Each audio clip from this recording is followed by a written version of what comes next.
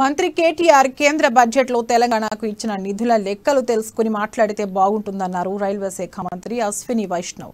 కేసీఆర్ ప్రభుత్వం నుంచి కేంద్రానికి సరైన సహకారం అందడం లేదని విమర్శించారు. తెలంగాణలో రైల్వే లైన్ల అభివృద్ధికి కేంద్రం భారీగా నిధులు కేటాయిస్తోందని మంత్రి చెప్పారు. ఉమ్మడి ఆంధ్రప్రదేశ్ లో 886 కోట్ల రైల్వే కేటాయింపులు జరిగితే తెలంగాణ ఏర్పడ్డాక 4418 కోట్లను కేటాయించామని వెల్లడించారు. రాష్ట్రంలో 29,581 కోట్ల విలువైన రైల్వే ప్రాజెక్టు పనుల పురోగతిలో ఉన్నాయని, మరో 39 రైల్వే స్టేషన్లు ఆధునీకరిస్తామన్నారు.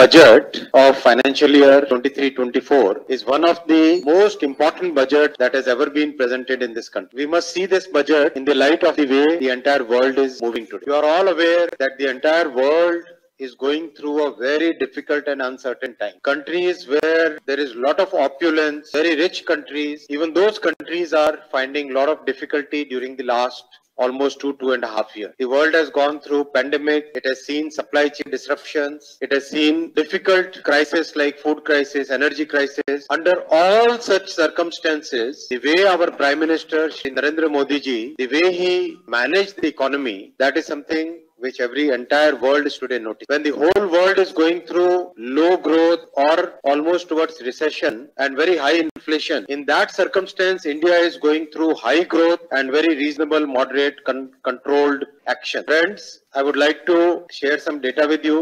I would like to share the thought process with you.